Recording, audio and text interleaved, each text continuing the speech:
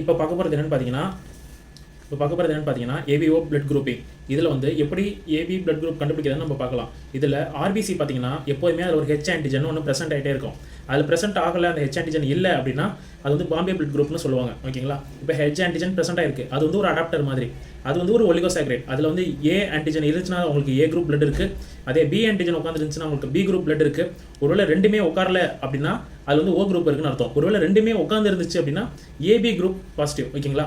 இப்போ பார்த்தீங்கன்னா இப்போ வந்து இந்த ஏ ஆன்டிஜன் சொன்னல, அது உட்காருது இல்லை, அது என்ன என்சைம் யூஸ் பண்ணுதுன்னா குளுக்கோசைல் டிரான்ஸ்ஃபரேஸ். ஏ குரூப் வந்து குளுக்கோசைல் டிரான்ஸ்ஃபரேஸ் யூஸ் பண்ணுது. அதோட சப்ஸ்டன்ஸ் என்னன்னு பார்த்தீங்கன்னா என் அசிட்டைல் கேலக்டசமைன். அதே மாதிரி பி ஆன்டிஜன் உட்காரப்போ அது ஒரு டிஃப்ரெண்ட்டான ஒரு குளுக்கோசைல் டிரான்ஸ்ஃபரேஸ் யூஸ் பண்ணுது. அதுக்கு உள்ள சப்ஸ்டன்ஸோட பேர் கேலக்டோஸ். ஒருவேளை இந்த என்சைமே இல்லை, எந்த என்சைமும் இல்லை, என்சைம் வந்து இன்ஆக்டிவாக இருக்குது அப்படின்னா அது வந்து ஓ குரூப்புக்குள்ளே தான். எதுவுமே இல்லை அப்படிங்கிறது ஓ குரூப்.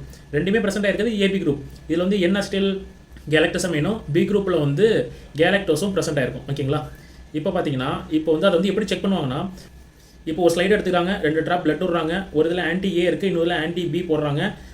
ஆல்ரெடி இந்த பிளட்டில் வந்து ஒருவேளை ஏ ஆன்டிஜன் இருந்துச்சுன்னு அப்படின்னா ஆன்டி ஏ போடுறப்போ கிளம்சி ஆகும். ஒருவேளை பி ஆன்டிஜன் இருந்துச்சுன்னா ஆன்டி பி போடுறப்போ கிளம்சி ஆகும். இன்னொரு ட்ராப்பும் ஒன்று வச்சுருப்பாங்க, அதில் ஆன்டி ஏவும் போடுவாங்க, ஆன்டி பியும் போடுவாங்க. அதில் போடுறப்போ ரெண்டுமே சேர்ந்து கிளம்சி ஆனிச்சு அப்படின்னா இவங்களுக்கு ஏபி குரூப் இருக்கிறத கண்டுபிடிப்பாங்க. மூணுலேயுமே நெகட்டிவாக இருக்குது அப்படின்னா அது வந்து ஓ குரூப்னு முடிவு பண்ணுவாங்க.